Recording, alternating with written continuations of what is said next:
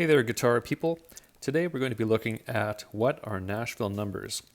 Now, guitar chords can be written as chord names like A, B, C, G minor, that sort of thing, or they can be written as a number system with a 1, 2 minor, 4, 5, that sort of thing. So we're going to have a little quick explanation of how do you know what chords fit together, and how do you know which ones are minor and major, and what do the numbers mean? So if we take a look at the key of C, we have 8 letters written down here, and the first and last are the same. That's called an octave. And the first thing we need to do is to make sure that there's no sharps and flats needed in this key that we've chosen. So from C, there's a pattern that stays the same for any major key, and that's this. We have a whole step, half step, then whole, half. Now what that means is between C and D, right here, there is 2 semitones from C to D. So for example, if you look on a piano, there's a black key between those two that would be a C sharp or a D flat. And now, on the other hand, between the E and the F, that's a half step. There's nothing in between them. For on the guitar, they're just 1 fret apart from E to F. And on the piano, they are 2 white keys right side by side with no black key in between. So that's a half step. No, gotta put that guy back in there. So a whole step is 2 semitones right there. And a half step is just 1 semitone, or 1 fret. 1 fret apart is the equivalent of 1 semitone. So when we look at these chords, we can see that they fit this pattern. From C to D, there's a black key in between. So yes, that's a whole step. From D to E, yes, there's a black key in between those two on the piano. Now from E to F, there's just 2 white keys side by side. There's no black key, so we can see that yes, that's a half step, so that's correct. F to G, there's a black key in between, so on and so on. Back to B and C, that's the other spot in the piano where there's 2 white keys with no black key in between. So this fits the pattern. But if we want to make it a little trickier, let's choose a different key and see what we need to do. So if we could choose the key of D, for example,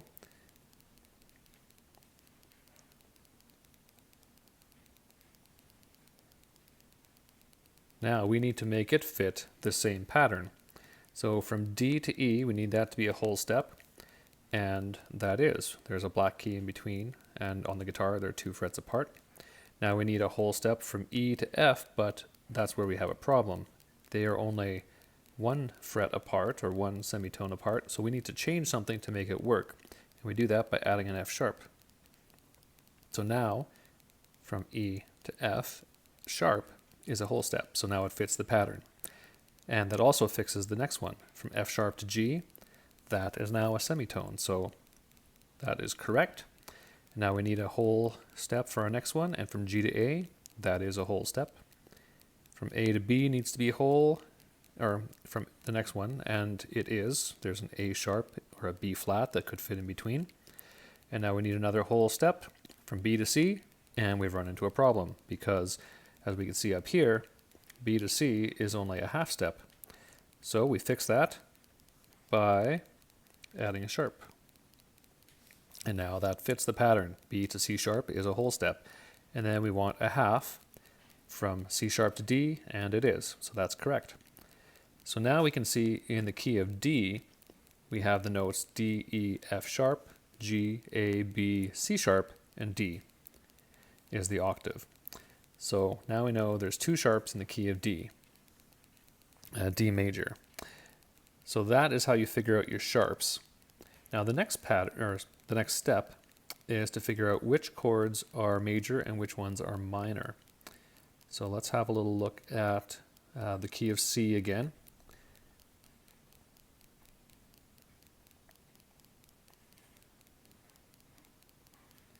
And then there's the octave.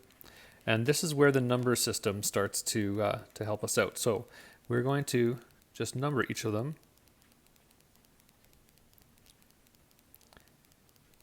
And the 8 is the octave, so number 1 is always the same as 8. That's where the cycle repeats itself. And this is another simple pattern, because 1 is always major, 2 is always minor, 3 is minor, 4 and 5 are major, 6 is minor, and 7 is diminished, which we don't use a whole lot in pop music. So we're just going to ignore the 7, and the 8 is the octave, which is the same as 1. So we can kind of just ignore these. 7 and 8 aren't going to be used a whole lot in these examples.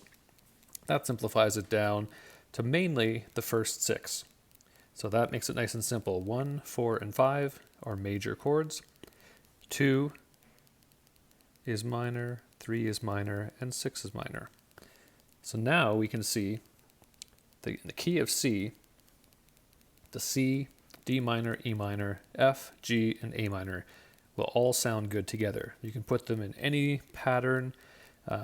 You can have 3 chords. The most popular pattern would be like a 1-4-5, so C, F, G, back and forth in any combination will always sound really good.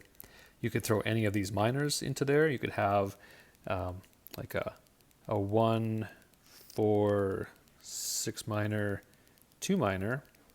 So that would be a C, F, A minor, D minor pattern, and that would sound good too.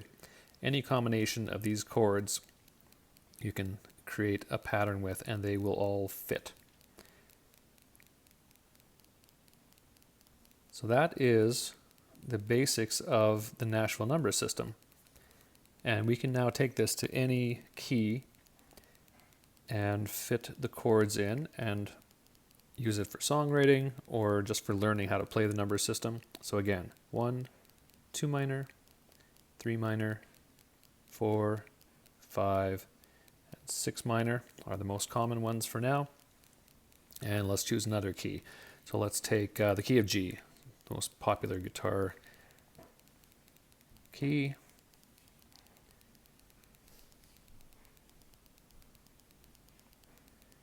And if we were to continue it, there is an F sharp in this key. But as far as chord wise, we don't actually have to add any sharps and flats because it still fits the pattern of whole, whole, half, whole, whole, and then there's a whole half after that. So if we look on the piano, we can see, yep, everything fits. Between the B and the C is the only spot where there's no black key on the piano, and that's fitting our half. So we don't need to add any sharps and flats into here. So any combination of these will fit in your song. If you do a G, C, A minor, D, and start repeating that progression, that will all sound good together. And that is basically it. Now, if you see something written on a lyric sheet, or if you have notation written, as I like to do it with some dashes and bar lines, you could have something like that.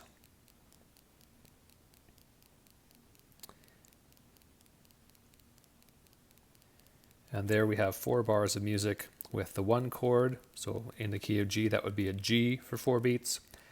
Then the 3 minor, pardon me, 3 minor would be a B minor for 4 beats. Then the 4 is a C for 4 beats. And a 6 minor is an E minor for the next 4 beats. And the nice thing about this is that you can use the number system and instantaneously change keys. If you decide that G is a little bit too low for me to sing this, I want to bump it up a little bit to the key of A. So then you just start like this. And I know there's an F sharp in this key. Here, let's make sure that we get our sharps and flats correct. And we know there's a whole and a half afterwards there. So, okay, I need to make this a C sharp because between B and C is only a half. So let's bump that up. C sharp to D is good. D to E is good. And E to F sharp is good. So now we have the sharps that we need. Let's put in our minors. And the F sharp minor. So now I could say this same 4 bars of music in the key of A would be A for 4 beats, and then a C sharp minor for 4 beats, and then that would be a D, and then the F sharp minor. So without even writing all the chords in, if I just start to think in a number system, then you just tell your brain, okay, I'm now in the key of A, and my 1 is A, that's my starting point. Or say the acoustic guitarist wants to capo it and still play with G chords, well then they could put a capo on the 2nd fret. Let's erase some of these here. If they capoed on the 2nd fret, they could still use these chords here in the key of G. So while the acoustic guitar is playing G shapes, maybe the bass is playing A shapes, but because one's capoed and one's not, they can both use the number system and it works for both keys. So very handy that way. You don't have to print different keys for different instruments depending on if they're transposing.